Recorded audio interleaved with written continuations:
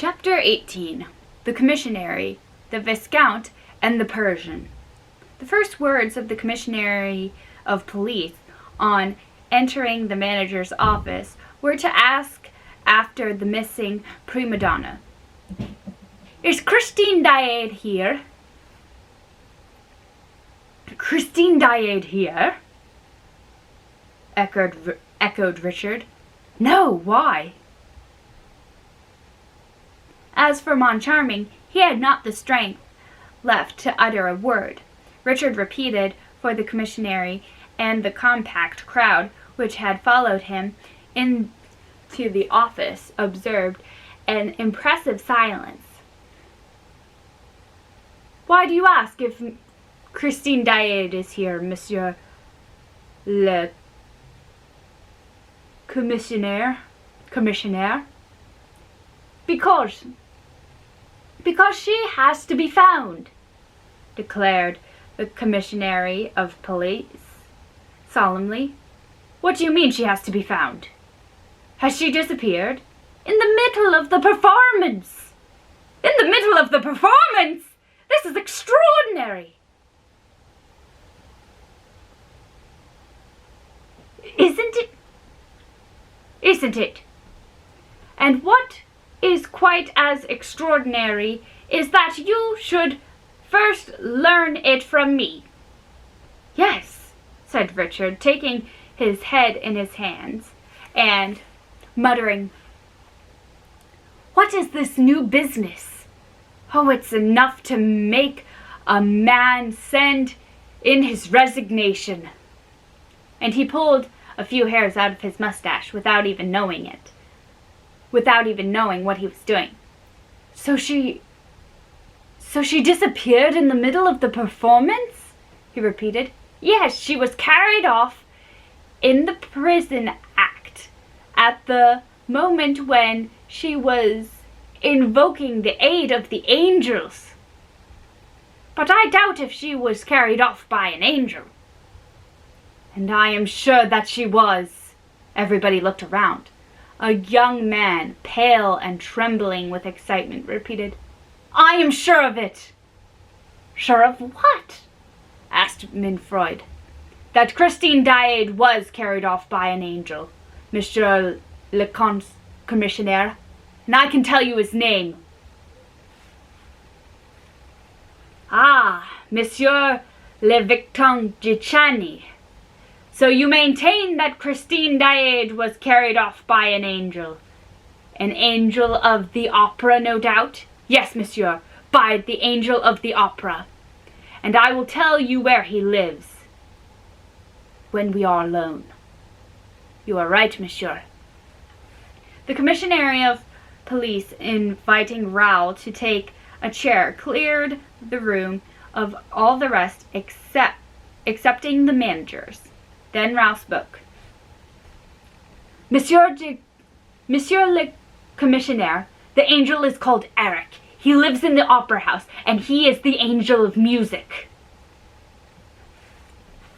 "The angel of music? Really? That is very curious. The angel of music."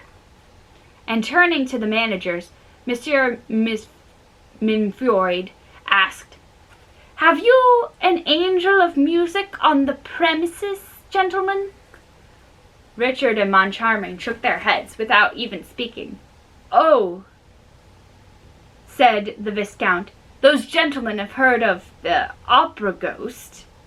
Well, I am in the position to state that the opera ghost and the angel of music are one and the same. Same person. And his real name is Eric." Monsieur Minfroid rose and looked at Raoul attentively.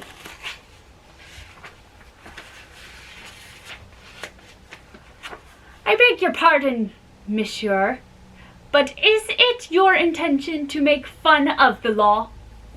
And if not, what is all this about the opera ghost?"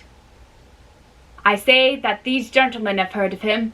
Gentlemen, It appears that you know the opera ghost. Richard rose, with remaining hairs of his mustache in hand. No, Monsieur Commissionary, no, we do not know him, but we wish that we did. For this very evening he has robbed us of 20,000 francs.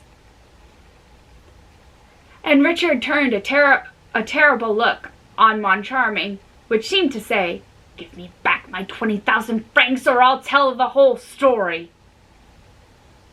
Moncharming understood what it meant. With a distracted gesture, he said, "Oh, tell everything and have it done with." As for Minfreud, he looked at the managers and at Raoul by turns and wondered whether he had strayed into a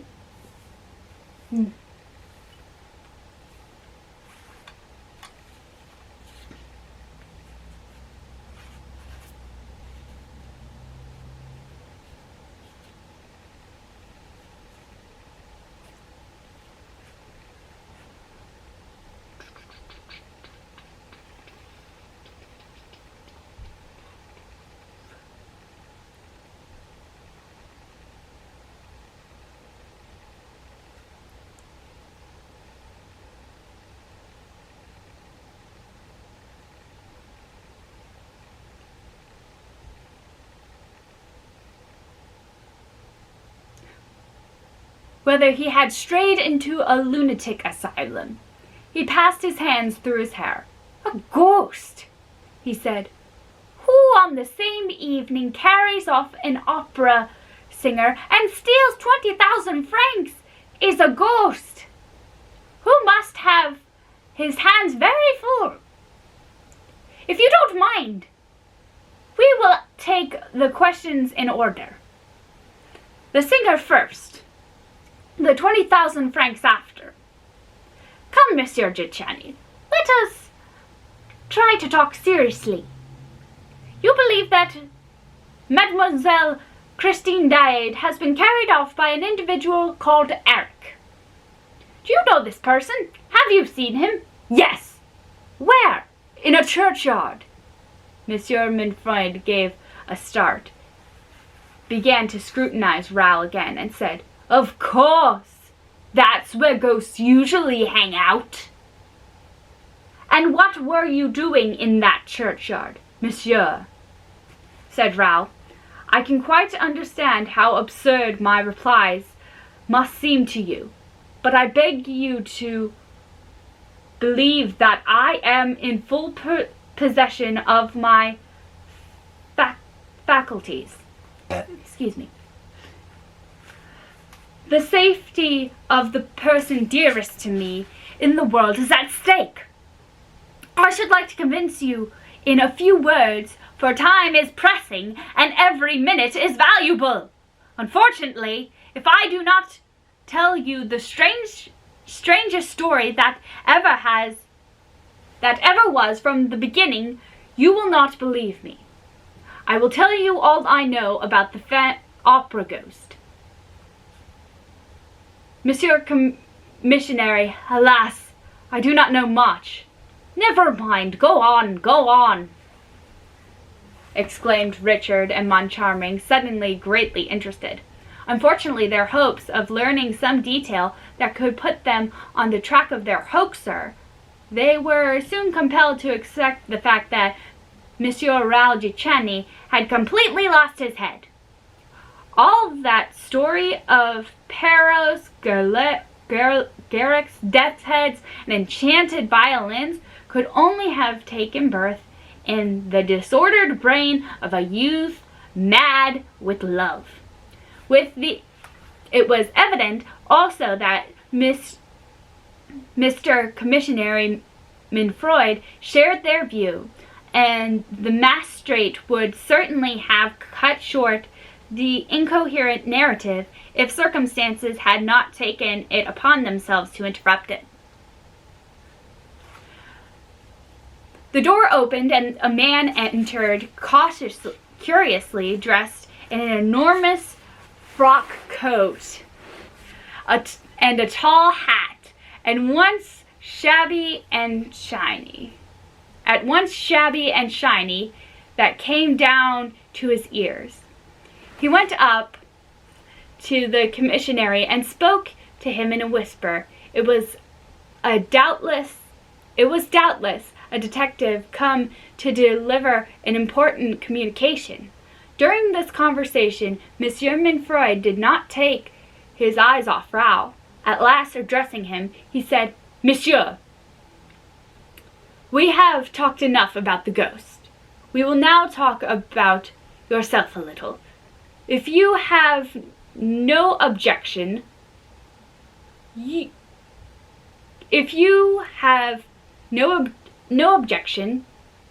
were to carry off Mademoiselle Christine Daae tonight." "Yes, Monsieur le Commissaire." "After the performance?" "Yes, Monsieur Commissaire." "All your arrangements were made?" "Yes, Monsieur Commissaire." "The carriage that you brought you was to take you both away. There were fresh horses in readiness at every state." That is true, Monsieur Commissaire." "And nevertheless, your carriage is still outside the rotunda, awaiting your orders, is it not?" "Yes, Monsieur Commissaire." "Did you know that there were 3 other carriages in addition to yours?" "I did not pay the least attention." They were the carriages of Mademoiselle Sorelli, which could not find room in the court de l'administration of Carlotta, and of your brother, Monsieur de Comte de Chagny." "Very likely." "What is certain is that though your carriage and Sorelli's and Carlotta's are still there, by the rotunda pavement, Monsieur le Comte de Chagny's carriage is gone." "This has nothing to say to—" "I beg your pardon." "Was not Monsieur le Comte opposed to your marriage with Mademoiselle Daae?" "That is a matter that only concerns the family." "You have answered my question. He was opposed to it. And that is why you were carrying Christine Daae out of your brother's reach. Well, Monsieur de Chagny, allow me to inform you that your brother has been smarter than you. It is he who has carried off Christine Daae." "Oh, that's impossible," moaned Raoul, pressing his hand to his heart. "Are you sure?" "Immediately after the artist's disappearance, which was procured by means which we have still to ascertain, he flung into his carriage, which drove right across Paris at a furious pace." "Across Paris?" asked poor Raoul in a hoarse voice. "What do you mean by across Paris?" "Across and out of Paris, by the Brussels road." "Oh!" cried the young man. "I shall catch them!" And he rushed out of the office. "And bring her back to us!" cried the commissionary gaily. "Ah, that's a trick worth 2 of the Angel of Musics." And turning to his audience, Monsieur Mainfroid delivered a little lecture on police methods. "I don't know for a moment whether Monsieur le Comte de Chagny has really carried off Christine Daae or not, but I want to know, and I believe that at this moment no one is more anxious to inform us than his brother. And now he is flying in pursuit of him. He is my chief auxiliary, exemplary. This, gentlemen, is the art of the police, which is believed to be so complicated and which nevertheless appears so simple. As soon as you see that it consists in getting your work done by people who have nothing to do with the police. But Monsieur le Commissaire de Police Minfroid would not have been quite so satisfied with himself if he had known that the rush of his rapid sea emissary was stopped at the entrance to the first corridor. A tall figure blocked Raoul's way.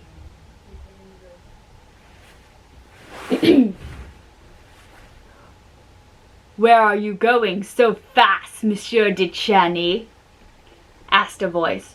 Raoul impatiently raised his eyes and recognized the Astrakhan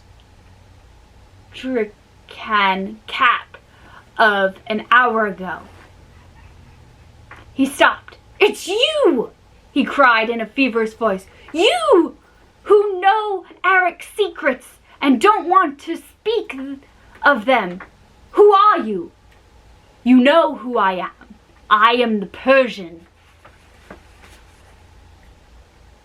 And this mask does not want to do this anymore.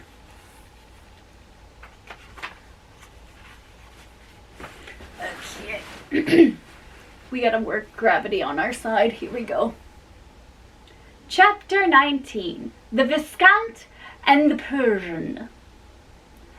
Raoul now remembered that his brother had once shown him the mysterious person from whom nothing was known except that he was a Persian. Excuse me. And that he lived in a little old-fashioned flat in the Rue de Rivoli. And the man with the ebony skin and eyes of jade and the Astrakhan cap bent over Raoul. "I hope, Monsieur de Chagny," he said, "that you have not betrayed Eric's secret." "And why should I hesitate to betray that monster, sir?" Raoul rejoined haughtily, trying to shake off the intruder. "Is he your friend by any chance?" "I hope that you said nothing about Eric, sir, because Eric's secret is also Christine Daae's. And to talk about one is to talk about the other." "Oh, sir," said Raoul, becoming more and more impatient. "You seem to know about many things that interest me, and yet I have no time to listen to you. Once more, Monsieur de Chagny, where are you going so fast?" "Can you not guess? To Christine Daae's assistance." "Then, sir, stay here, for Christine Daae is here. With Eric. With Eric." "How do you know?" "I was at the performance, and no one in the world but Eric could contrive an abduction like that," he said with a deep sigh. "I recognize the monster's touch." "You know him, then?" The Persian did not reply, but heaved a fresh sigh.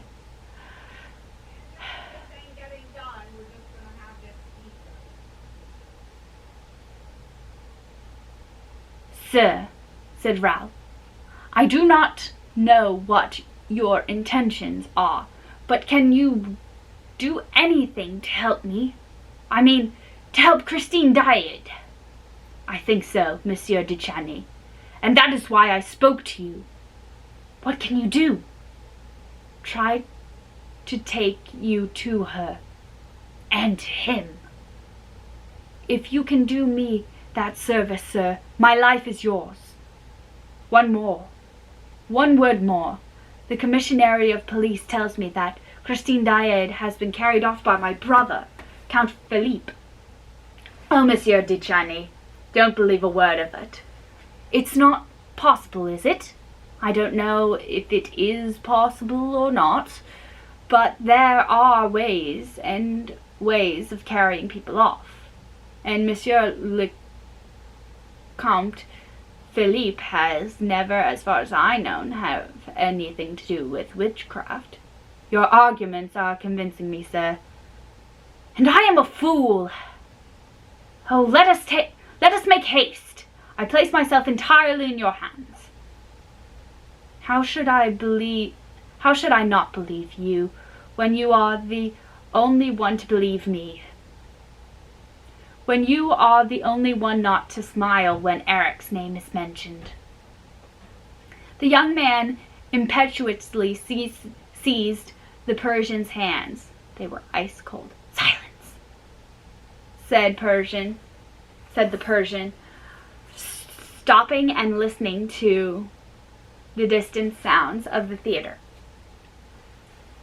We must not mention that name here. Let us just say he and him. Then there will be less danger of attracting his attention. Do you think he is near us? It is quite possible, sir, if he is not at this moment with his victim in the house on the lake. Ah, so you know of that too. If he is not there, he may be here in this wall, in this ceiling, in the floor. Come.